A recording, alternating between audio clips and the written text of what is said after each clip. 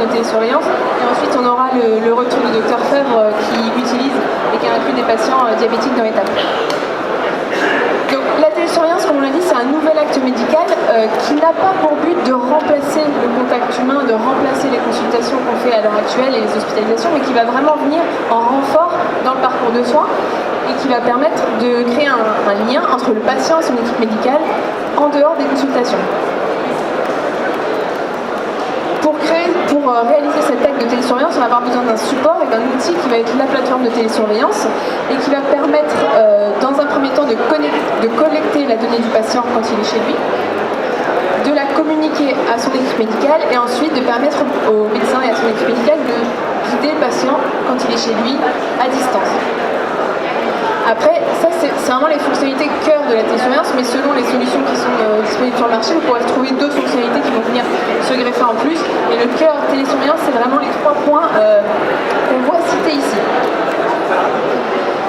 Pour pouvoir connecter un patient à son équipe médicale en dehors des consultations et en dehors du face-à-face, on va avoir besoin de passer par des solutions qu'on appelle des solutions SaaS, donc Software as a Service, qui passe par Internet. Et donc on ne va plus être dans le logiciel hospitalier qu'on a l'habitude de voir qui s'installe sur poste et qui est uniquement en local. Là on va vraiment avoir besoin de passer par Internet. Et en fait ça va se structurer comme ce qu'on voit. On va avoir un dossier patient qui est en ligne sur Internet, accessible par les différents acteurs, que ce soit patients et équipe médicale, via leurs interfaces dédiées. Et de cette façon-là, les patients vont pouvoir consulter leur dossier et y mettre des données. Et les équipes médicales vont pouvoir consulter les dossiers des patients et y mettre des données aussi. La mise en place de la télésurveillance, comme on l'a dit, ça nécessite de revoir un petit peu le parcours de soins, de réorganiser la prise en charge du patient.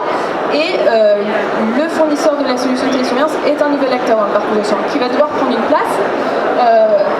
Et on va avoir des missions à réaliser. Le but, c'est de fournir aux équipes médicales les outils techniques pour faire de la télésurveillance. Et ces outils, on doit bien garder en tête que ça ne doit pas être des obstacles à la mise en place. Ça ne doit vraiment pas freiner la télésurveillance. Donc c'est pour ça que, de par la conception, il doit être fait de manière à faciliter le recueil des données du patient, sans quoi on ne peut pas faire d'acte médical à distance, de faciliter le travail des professionnels de santé qui va au quotidien réaliser de la télésurveillance et qui a besoin d'outils ergonomiques pour le faire, et de manière plus générale de fluidifier tout ce qui est communication entre le médecin et le patient, mais aussi entre les professionnels de santé.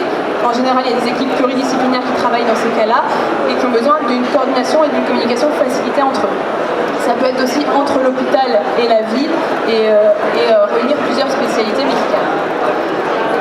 De manière vraiment pratico-pratique, le fournisseur de la solution technique il va mettre à disposition une technologie à disposition des professionnels de santé et des patients, mais pas que. Avec ça vont venir un accompagnement au début de la télésurveillance dans la mise en place. Nous, ce qu'on fait, c'est qu'on va voir les équipes médicales sur le terrain, on revoit avec eux leur organisation actuelle, comment ils veulent mettre en place cette télésurveillance, comment ils vont vouloir coordonner un nouveau parcours de soins. Et puis on va former les équipes, donc d'une part à l'outil technologique et aussi à la pratique de la télésurveillance, parce qu'il y a des nouvelles choses à faire, des choses qu'on attend des équipes médicales, et ça, nous, on va les former à faire ça. Après, on continue sur le suivi. Nous, on a pour mission aussi de mettre à jour nos plateformes, c'est des outils numériques, donc le but c'est vraiment de rester en phase toujours avec les besoins sur le terrain. Donc on a un devoir de mettre à jour des choses pour que ce soit des bons outils.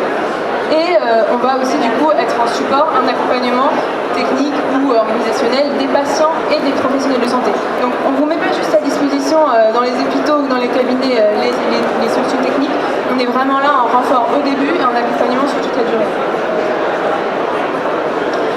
Dès qu'on parle du numérique, on soulève toujours un peu la question de la sécurité. Tout ce qui est sur Internet, c'est un petit peu mystique et on se demande si c'est vraiment safe.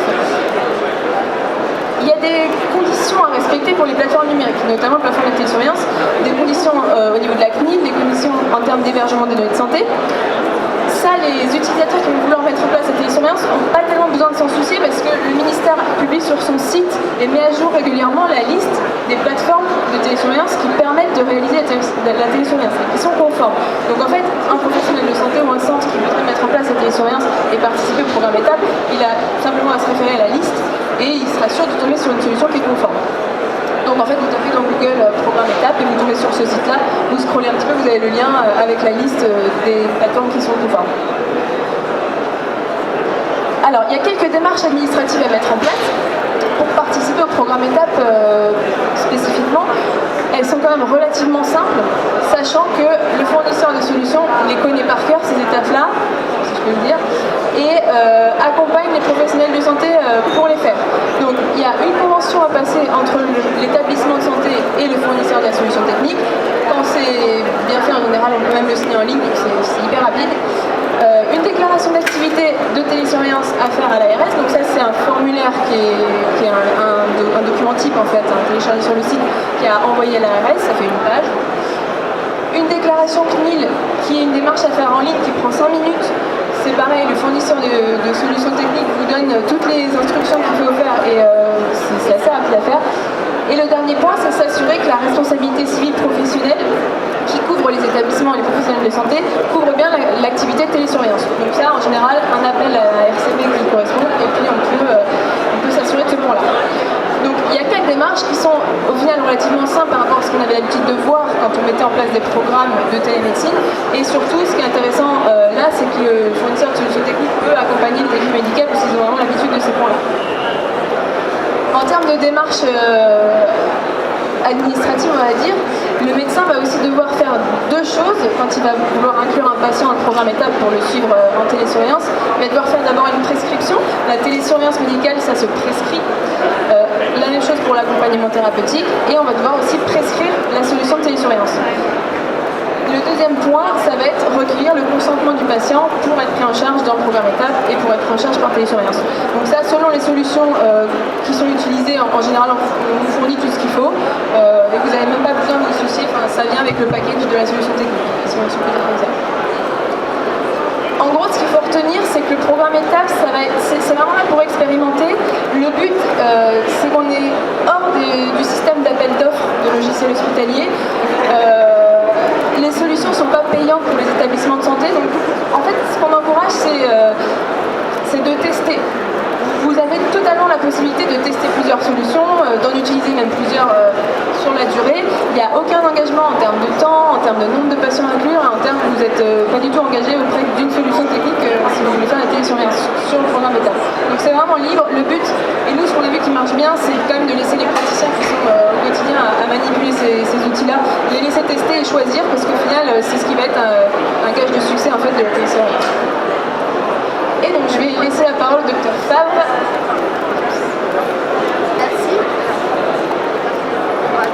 Le micro, c'est bon? Ah, sur le menton, carrément. Bon, merci pour votre invitation. Alors moi, je représente un centre hospitalier non universitaire, carrément là. Voilà. Et donc, on va être dans la vraie vie, l'expérience d'une équipe de diabétologie dans un centre hospitalier général qui s'appelle l'hôpital Change. Alors cet hôpital Change, on va en Rhône-Alpes-Auvergne, vous allez en Haute-Savoie, là. Et puis vous avez un petit Dublin qui est là. Donc c'est une fusion de 2 hôpitaux, Saint-Julien et Annecy, et puis il y a des directions communes et un GHT avec Gex, donc dans l'un, de l'autre côté de Genève et puis Rumi. Donc bien sûr ce département il semble très envieux pour plein de raisons, mais alors pas pour la démographie, enfin si pour la démographie mais pas du point de vue des médecins on va dire, puisque c'est un département où arrivent chaque année 11 000 personnes, et c'est 3 fois plus que la moyenne nationale. Notre bassin de recrutement au Change en 2016 c'était 480 000 environ, on est à plus de 500 a priori. Et puis, du coup, pourquoi est-ce qu'on a été amené à discuter de télémédecine? Parce que on n'était pas universitaire, c'était pas notre cœur de métier, on avait déjà bien assez à faire. Et on a des éléments qui l'ont promu cette télémédecine. D'abord, il y a une vraie... Alors nous aussi, on est des arts médicales, mais nous, c'est la Suisse qui prend nos médecins, puis nos infirmières. Puisque sur ce bassin qui va d'Aix-les-Bains au Pays de Gex, il y a 1,5 ETP de diabétologues libérales et le délai moyen pour accéder à des consultations de diabétologie hospitalière, dans le meilleur des cas c'est 6 mois et dans le pire des cas c'est 12 mois. Du coup, il y avait une vraie demande des patients, il y avait une vraie demande des médecins traitants, puisqu'ils nous disaient, nous on aimerait avoir accès à cette expertise diabétologique, et puis pas dans un an si possible, mais quand on en a besoin. Et c'est pour ça qu'on a commencé à penser télémédecine il y a à peu près 7-8 ans. Alors ça n'avait pas des lettres de noblesse comme maintenant, hein. Alors après on a vu que ça s'appelait la téléexpertise, la téléconsultation et puis la télésurveillance dont je vais vous parler un peu plus là. Les progrès technologiques, les plateformes, mais aussi le quotidien, hein, les lecteurs de glycémie connectés, etc. Tout ça, ça a concouru aussi à nous aider à développer la télémédecine, la télésurveillance. Alors du coup, en 2011, on s'y est mis, et puis alors il a fallu avoir beaucoup de discussions avec les directeurs de l'hôpital, parce qu'effectivement, sur le plan médico-économique, ça passait pas très bien. Mais on a réussi à mettre en avant que de toute façon on allait dans le mur si on ne faisait pas ça. Et en 2014, on a eu l'autorisation de créer officiellement une petite unité qu'on a appelée diabétologie ambulatoire et télémédecine. Il y a très peu de moyens, alors il y a plein de têtes sur la photo, mais si vous regardez les équivalents temps plein, il y en a beaucoup moins. Et en fait, les trois pivots de cette unité, c'était l'éducation thérapeutique, c'était la télémédecine, et puis c'était la coopération médecin-infirmière, donc des choses qui finalement, quand on a commencé à écrire en 2011, on n'était pas bien dans l'actualité, puis on est content de s'y être retrouvé maintenant. Alors, bien avant étape, puisque nous on ne faisait pas partie des régions pilotes, donc on n'a pas eu le droit d'expérimenter pilote étape avant l'année dernière, eh bien on avait quand même commencé la télésurveillance parce qu'on n'avait pas le choix, et on l'a développé surtout dans le diabète gestationnel. Donc je vous ai mis les chiffres 2015, 2016, 2017. En bleu, vous avez la télésurveillance des patients pour les diabètes gestationnels avant l'utilisation de la plateforme MyDiaby. Donc j'étais grosso modo, c'était dans le meilleur des cas, c'était des mails super jolis. Mais bien souvent, c'était une photo au smartphone du carnet de glycémie qui nous était passé par mail. Mais ça avait le mérite d'exister. Alors je ne dis pas que c'était peut-être pas ni rien du tout, mais c'est la vraie vie, moi je vous dis. Et puis on a commencé en mai 2016 avec MyDiaby, et donc on n'a plus de diabète gestationnel télésurveillé en dehors de la plateforme. Donc ça c'est les chiffres en rose. Et puis je vous invite à regarder les chiffres en vert, puisque là c'est les diabétiques de type 1 essentiellement, donc en dehors du diabète gestationnel, où vous voyez qu'on a aussi une progression entre 2015 et 2017.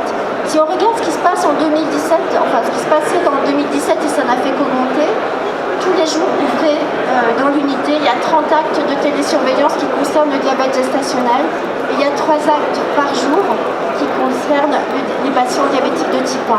On est sûrement à 5-6 là depuis quelques mois pour le diabète de type 1, un petit peu le type 2 grâce à ETAP. Donc étape, on était bien content de voir le décret publié, puisque quand même pour la petite histoire, on avait vu en décembre 2016 publier les décrets pour la télésurveillance des cardiologues, des néphrologues, et puis on s'est dit, pas nous, zut, ils nous ont oubliés, quelle horreur. Donc voilà, ça décrit des modalités. Donc on en a parlé, ça dit qu'un patient, on s'engage à avoir une télésurveillance qui est hebdomadaire. Cette télésurveillance est soit médicale, soit faite en acte en coopération. Il y a également une séance d'accompagnement mensuel qui est sur le principe de l'éducation thérapeutique, donc qui peut être fait par un médecin mais aussi par un autre professionnel à condition qu'il soit formé, donc formation minimale 40 heures en éducation thérapeutique. C'est un soutien motivationnel indéniable. Et puis il y a le choix du fournisseur de télésurveillance selon la liste des GOS. Alors il y a des choses qui ont zappé de ma photo. À côté il y avait, vous voyez un 12, j'ai calculé avec les premières expérimentations étapes qu'on fait, grosso modo, si on suit étape, un patient par an a 12 heures de télésurveillance annuelle. Ah bah oui, c'est ça, voilà, c'est en dessous. Et puis en termes d'accompagnement, ça équivaut au bas mot à 6 heures par an et par patient. Il y a 3 modèles d'organisation possibles de la télésurveillance. Et là, c'est des modèles qui existent, quelle que soit la pathologie. Je ne vais pas vous remettre les tarifs, vous trouvez ça dans le décret.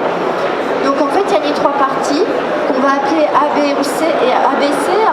Et en fait, libre à chaque établissement ou à chaque professionnel de choisir la solution qui lui convient et qui va bien sûr faire partir de ce qu'il sait faire. Donc nous, au Change, on a choisi le modèle 2. C'est C'est-à-dire qu'on a dit, on sait faire la télésurveillance, on en fait déjà. L'accompagnement, on sait faire, puisque vous vous rappelez, les trois pivots de notre unité, il y avait bien l'éducation, et puis en plus les infirmières en coopération. Et donc on a choisi de faire A plus B. Et on a choisi une plateforme pour le côté technique. Alors, le début de l'étape en diabétologie à l'hôpital change, donc de cette année. Alors, je rappelle que ça s'est pas fait du jour au lendemain et on a vraiment bénéficié de tout le travail qu'on avait fait en amont, indépendamment d'étapes, puisqu'on avait créé cette UF avec une organisation qui était déjà rodée. Vous vous rappelez, 30 actes de télésurveillance par jour, ça veut dire qu'il y a un planning avec une heure d'un professionnel, enfin c'est quelque chose qui est rodé. On s'était risqué, et je peux vous dire que c'était vachement plus compliqué qu'étape, puisque l'ARS Rhône-Alpes à l'époque nous avait demandé de contractualiser sur la coopération et sur la télémédecine, et donc on avait rempli les dossiers. Et puis quand on a retravaillé l'année dernière sur les coopérations, en toute façon il y avait toutes les procédures, on avait fait ça avec les équipes qualité, donc quelque part ça a beaucoup simplifié l'inscription à étapes.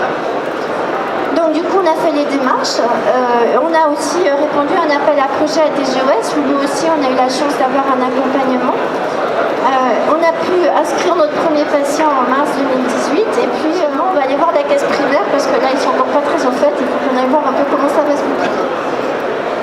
Alors les premières impressions du terrain, alors du point de vue du dossier, c'est sûr que la première fois qu'on le voit on se dit oh là là c'est quand même un peu complexe ce truc.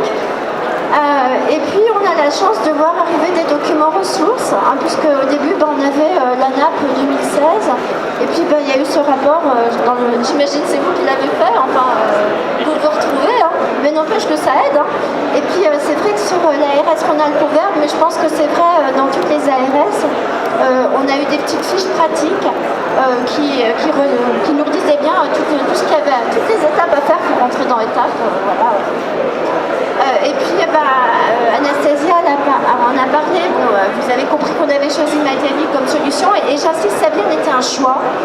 J'ai testé plusieurs solutions et c'est vrai que ça a été aussi une discussion avec la direction puisque la direction voulait m'imposer une autre solution. Donc les histoires de conflit d'intérêts, c'est pas clair. Donc c'est pas mal, le choix est venu du terrain. Voilà.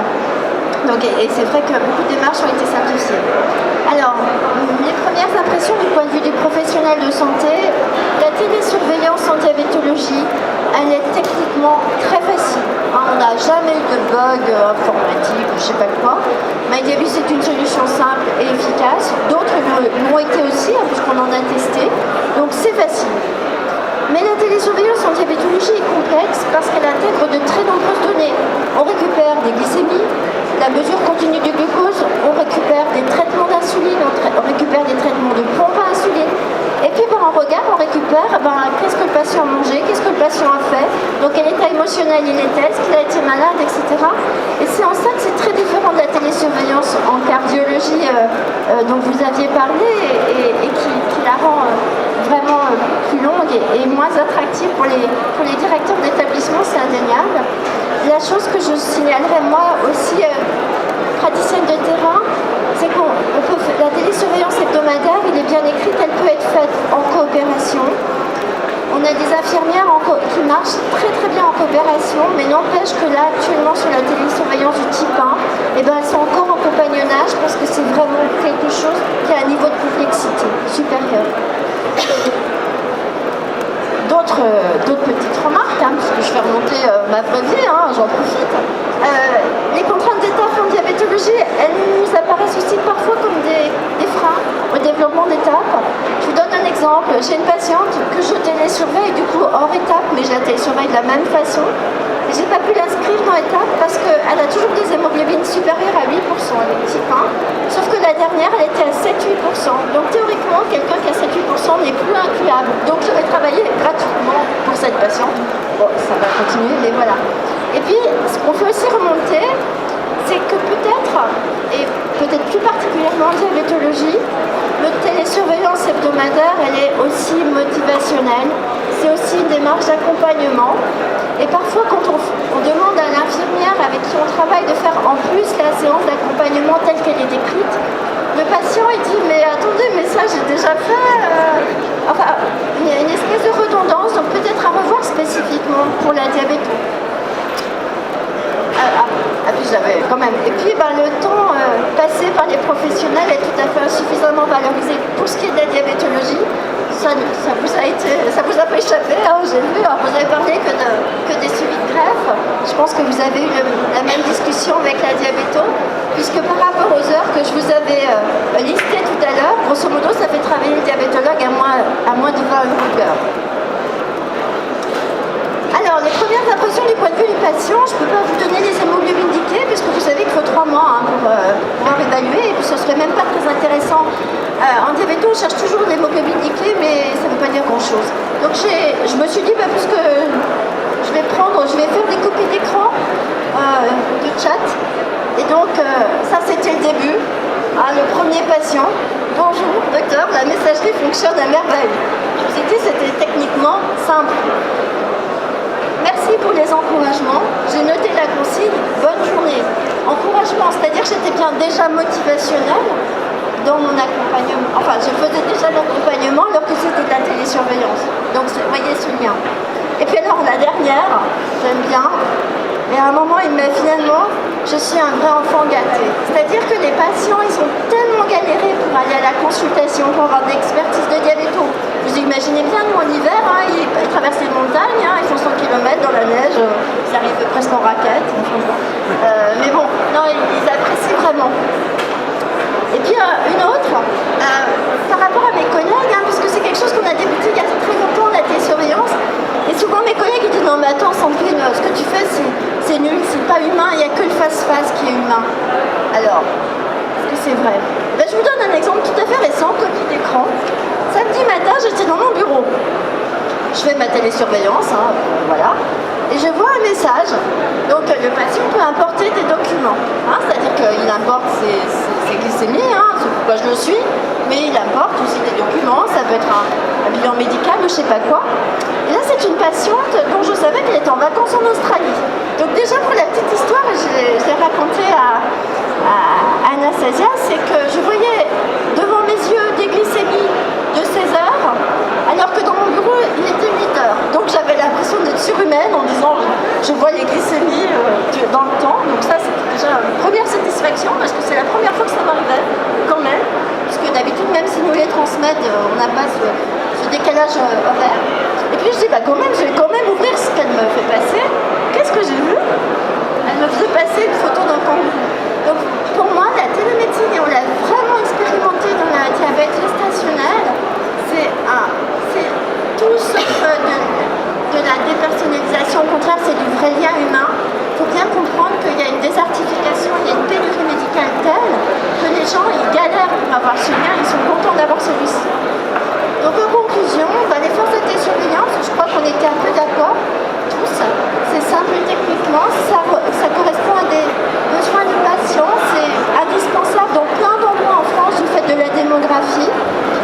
C'est un vrai outil du parcours de soins, évidemment. On a parlé des médecins traitants, pour l'instant on n'a pas eu trop le temps dans le diabète de type 1, mais c'est un vrai outil. C'est un outil de la collaboration interprofessionnelle, médecins, infirmières. C'est un outil de la collaboration avec les directions, parce que finalement ils ne connaissent pas trop ce métier de diabétologue. Souvent les diabétologues, on est ceux où on ne gagne jamais rien, et voilà. Et là, ça a permis de discuter, d'aller. Donc pour moi, voilà. Les freins de la télésurveillance en diabéto, donc c'est complexe, ça consomme beaucoup de temps humain. Sur les 1000 patients, c'est essentiellement des surveillances de cardio qui ont été rentrées dans l'étape et peu de diabéto. Certains pourraient nous dire, oui, mais il y a peu d'études d'efficacité de la télésurveillance actuellement. Oui, en diabétologie, il n'y en a que 2 pour le moment, mais il y en a d'autres qui vont arriver. Ça nécessite de penser à des organisations tout à fait spécifiques. Le concept de cette unité ambulatoire qui sortait de nulle part, franchement, c'était pas écrit. Et puis, c'était d'autant pas écrit qu'il y avait le problème de valorisation. Voilà. Et en mot de la fin, je prendrais...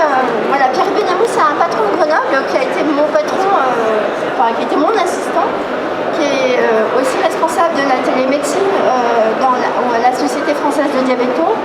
Et Pierre il dit la télémédecine du diabète, elle est sur les rails.